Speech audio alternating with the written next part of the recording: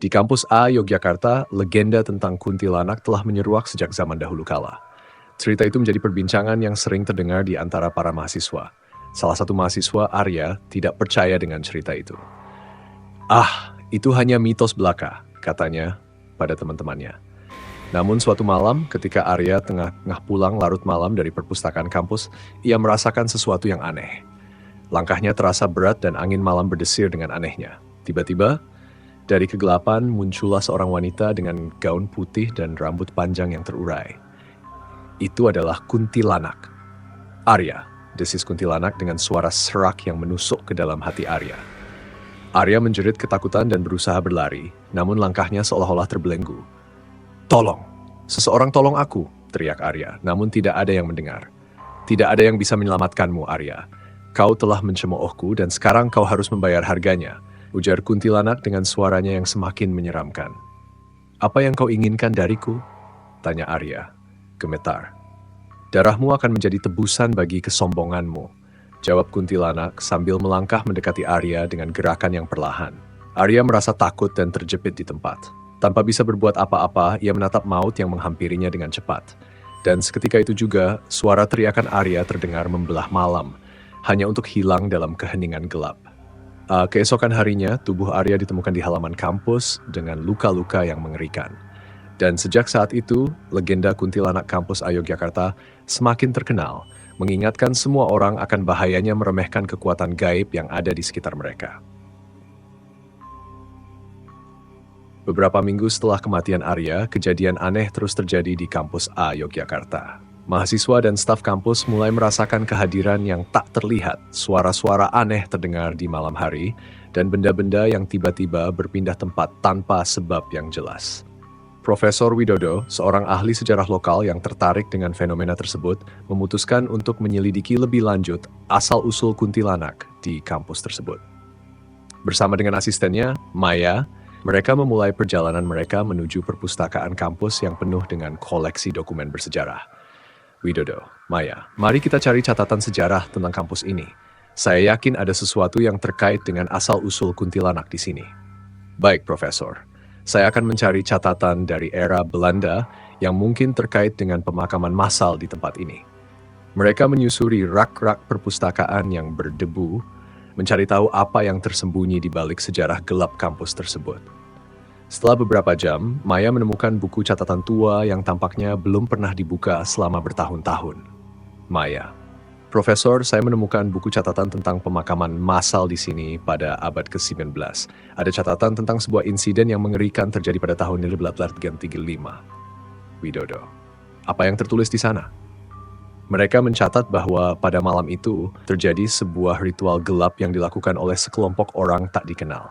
Mereka mengorbankan banyak nyawa di sini dan mengutuk tempat ini untuk selamanya. "Widodo, ritual gelap itu bisa menjadi akar dari kehadiran kuntilanak di kampus ini. Tetapi, mengapa mereka melakukan hal seperti itu?" "Maya, saya tidak yakin, Profesor. Tetapi sepertinya ada lebih banyak rahasia yang terkubur di dalam tanah ini." Widodo dan Maya kembali ke perpustakaan, berencana untuk terus menyelidiki dan mengungkap misteri yang tersembunyi di kampus A, Yogyakarta. Namun sebelum mereka bisa melanjutkan penelitian mereka mendengar suara aneh di lorong yang gelap dan sunyi.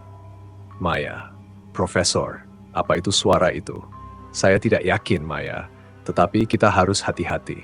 Mereka bergerak perlahan-lahan menuju sumber suara tersebut, hati-hati tidak ingin menimbulkan kegaduhan yang bisa mengundang bahaya. Namun, sebelum mereka bisa mencapai sumber suara tersebut, tiba-tiba lampu di perpustakaan mati dan semuanya menjadi gelap gulita. "Widodo, Maya, cepat, pegang tanganku, kita harus keluar dari sini secepat mungkin."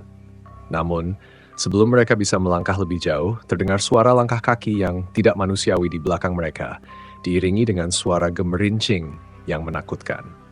Dan dengan cepat, mereka berdua terselimuti oleh kegelapan yang menyelimuti kampus A Yogyakarta, tanpa ada yang tahu apa yang sebenarnya terjadi di balik tembok-tembok bangunan tua itu. Dalam kegelapan yang menyelimuti kampus A Yogyakarta, terdapat sebuah bangunan tua yang tersembunyi di balik pepohonan lebat. Bangunan itu dulunya adalah asrama bagi para mahasiswi pada era kolonial Belanda. Di malam yang gelap gulita, suara langkah kaki terdengar dari dalam bangunan itu, disertai dengan gemerincing yang menakutkan. Di dalam bangunan itu terdapat seorang mahasiswi cantik bernama Dewi, yang dipuja oleh banyak orang karena kecantikannya dan kebaikannya. Namun kebahagiaan Dewi terhenti secara tragis ketika ia menjadi korban pemerkosaan oleh sekelompok mahasiswa yang gelap hati. Raka, pacar Dewi, berusaha melindungi dan membela kehormatannya, tetapi kekuatan fisik lawan-lawannya terlalu besar. Adam, Santoso, dan Jepri bersama-sama menyeret Dewi ke dalam bangunan tua itu, tempat mereka menyiksanya secara mengerikan. Raka, tolong lepaskan Dewi. Kalian tidak akan lolos dari hukuman atas perbuatan kalian. Diam saja Raka, kami tidak takut pada hukuman. Dan gadis cantik ini, dia akan membayar harga atas ketololannya. Santoso, benar sekali. Kami bosan dengan sikap sombongnya. Sekarang waktunya untuk menghukumnya. Dewi berteriak memohon pertolongan, tetapi suaranya teredam oleh kegelapan yang menyelimuti bangunan itu. Tanpa ampun, mereka melanjutkan perbuatan keji mereka, hingga Dewi tak lagi bergerak. Setelah Dewi meninggal, mereka memutuskan untuk mengubur tubuhnya di dalam bangunan tua itu, menyembunyikan jejak kejahatan mereka. Namun sebelum Dewi meninggalkan dunia ini, ia mengutuk tempat itu dengan amarahnya, bersumpah untuk menghantui setiap sudut kampus sebagai kuntilanak, hingga keadilan ditegakkan atas kematian tragisnya. Dan sejak saat itu, Dewi menjadi kuntilanak yang menghantui kampus A Yogyakarta, mencari keadilan untuk dirinya sendiri dan semua wanita yang menjadi korban kekerasan seksual. Namun, kisahnya yang tragis dan dendamnya yang tak terpenuhi membuatnya terperangkap dalam dunia gaib, tanpa pernah menemukan kedamaian yang sejati.